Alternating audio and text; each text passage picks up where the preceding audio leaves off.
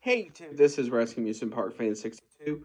This is a redo of my review of Kings Island for Halloween Haunt 2022. Now, basically, the whole theme of Haunt for 2022 was that you were a test subject for this machine to keep away like a demon or something in that ballpark. Um, So, uh, when you come in to the park itself, uh, this is on Friday nights only. You will uh, have a rope drop. Now, the thing with the rope drop is it's not just once the time comes they drop it. It goes a little bit past because you will listen to this um, thing, and they talk about the machine. Um, and Now the cool thing is every hour on the hour, uh, they will play till the bell tolls. Um, and so you will hear like a demon sort of character go basically one more hour till you're due. Now, uh, with the storyline out of the way, let's get into Haunt itself. So, you have, once you come in, you will have International Street, and you will have what they call International Street Fear. If you don't know what International Street Fear is, it is basically where you will have a variety of monsters that walk around International Street. So you will have like a person dressed as like a bird, people looking like statues, and so forth. I did a walk around of it, so go check that one out. Now, once you come in, you can have a choice. You go straight on International Street, or you can go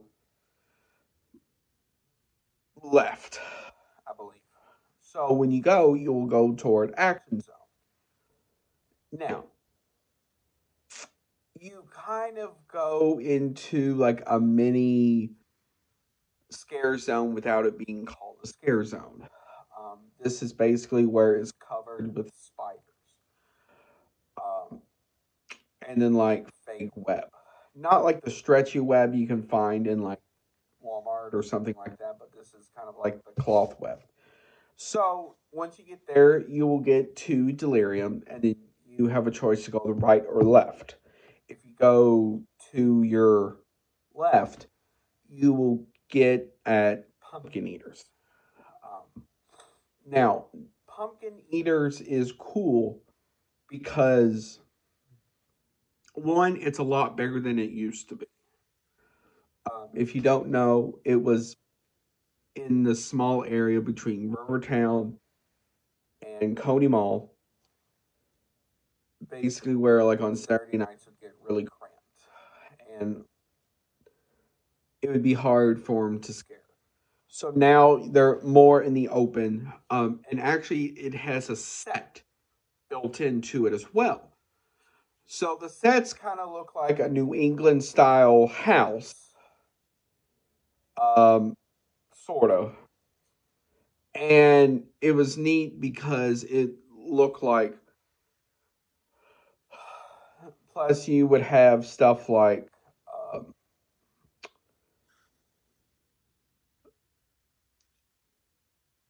so on the houses themselves, it would have like really thick, like netting sort of material.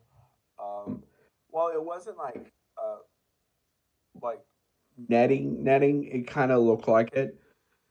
And then you would also plastered around have pumpkin guts, which was kind of so it looked like uh, basically a enlarged version of like a pumpkin seed, along with the orange goop that goes around the pumpkin seeds. So around there as well, you would have scare actors that would be dressed as like pumpkins and stuff like that. So also in there you have a haunted house. If you just walk around Congo Falls, going toward the drop tower, you would have Cornered, I believe it's called. I didn't go through it, but it was cool from what I've heard. I mean, it also looked like it sort of went into the amphitheater a little bit as well. And so it would come out under basically where the drop was to go down Congo Falls, right there by Invertigo. And the cool thing about it was they would have this guy that was kind of hidden, and so he would see people are coming, and he would be on this like giant bungee cord, so he would kind of come out and almost like scream at you. So that was kind of neat. Now, one of the downsides to the Pumpkin Eater Scare Zone was its soundtrack. If you don't know what the soundtrack was, it was a demented version of the kids' fairy tale, Peter Pumpkin Eater. If you go on my walk around of that scare zone on this channel, you may be able to hear it slightly in the back. Now, that scare zone was kind of neat. Now, the part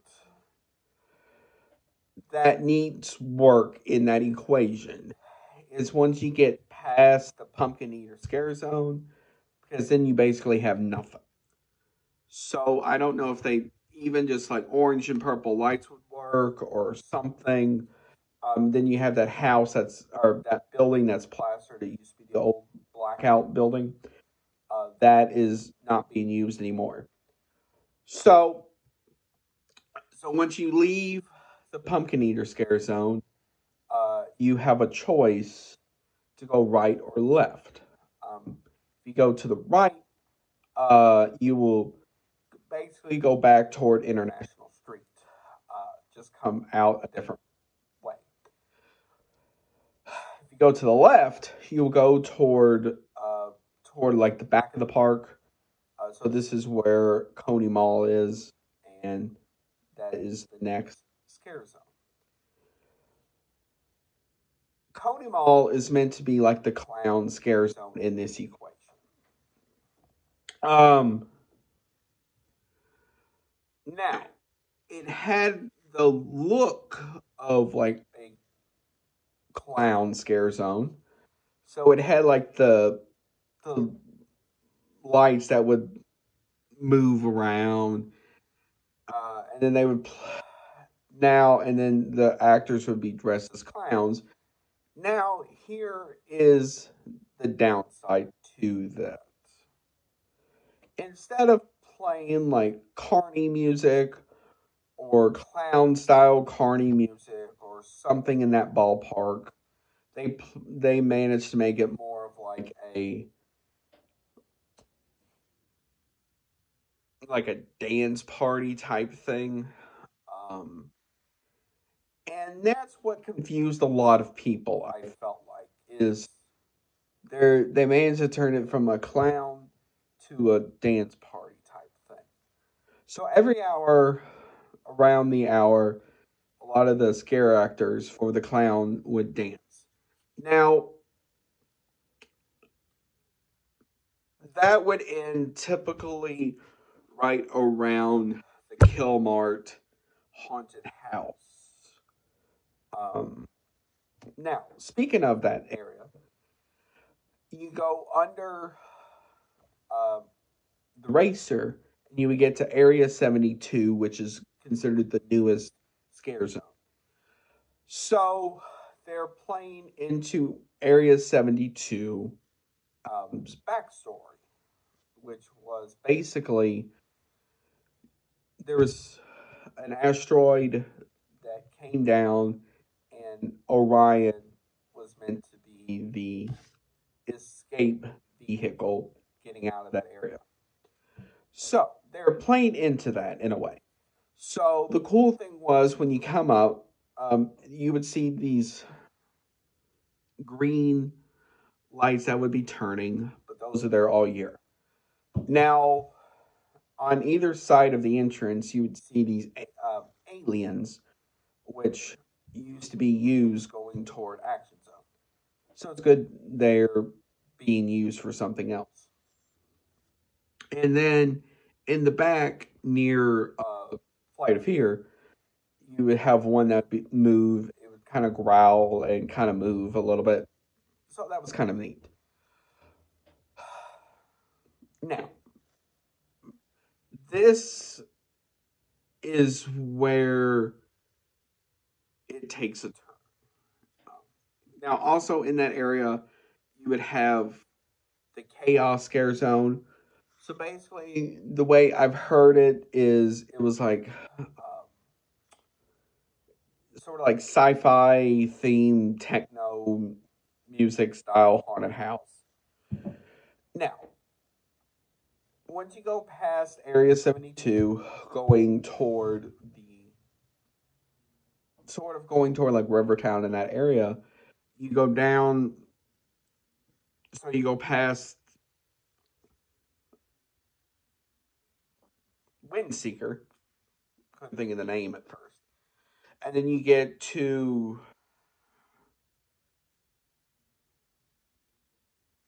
Hotel St. Michelle. Now, I didn't get to go in it, but it looked pretty cool, and the facade was kind of neat because it looked like sort of like the front of a hotel. So that was kind of neat. Now, once you go past, like you're going toward Rivertown, you would go in where the old Pumpkin Eater Scare Zone is. Then you have a choice of going right or left again. So if you go to the right, you'd basically go down, and then you would go past those cars that I took a video of, where one was like the Grim Reaper talking about your death. Another one was the giant ogre that you see in a lot of parks. And then there's another one that's just a hearse with skeletons. So now you go around toward Rivertown. So you enter Rivertown, you go under Diamondback. The first thing you will notice is the Beast. And right by the Beast is Slaughterhouse. Now, I didn't get to go in that either, but I've heard it's a good house. So, as you keep walking, you go by not too far down, you will get to Madame Facal's Cavern of Terror. I can't say the name. And if you don't know where this is, this took the place of the crypt.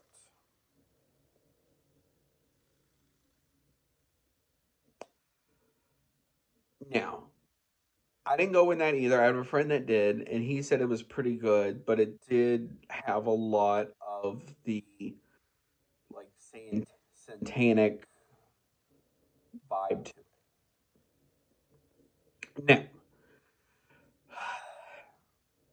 so then as you go around, you start seeing a lot more of the kid-friendly style stuff. So they had these like giant pumpkin head scarecrows that lit up at night. And then so you get around to Diamondback, and there really isn't too much in there.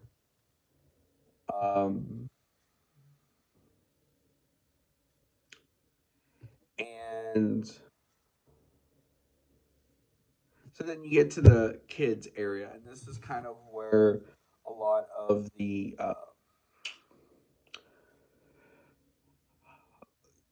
tricks and treats happen, as well as some other kid-friendly stuff during the day, uh, which I'll get to here in a second. So, and then once you go past that, then you go back toward the front. And that's basically Halloween Haunt at Kings Island. Now, in there, during the day, you on Saturdays and Sundays, you will get uh, what they call tricks and treats. So, and this is basically the kid-friendly version of it during the day, where kids can trick or treat and be in costume and stuff like that. And like the 50th anniversary, a lot of the stands also had different food items you can choose from.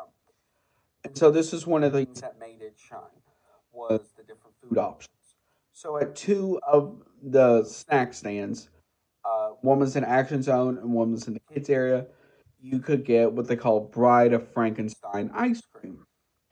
So it was basically like, by the picture, it looked like it was vanilla and chocolate mixed together with something else mixed in it. Mine was kind of different, which is fine. I'm not mad about it. It was like, even with the Cedar Fair discount, it was like $6.50 or $7. So, um, now some of the other things you could get was like a spider web, funnel cake, pumpkin fritters, uh, other stuff like that. Now, overall, Halloween Haunt is a great event to go to. It is now. This is where I get into things regarding its status as like the best Halloween event out there. While Haunt is a good event, is it the best event out there, beating stuff like Universal Studios, Halloween Horror Nights, and all that? Absolutely not. I'm sorry. Um, at least with like Universal, they have their own copyrights they can pick from, and they can choose what to use. Um, and also especially their relationship with Blumhouse.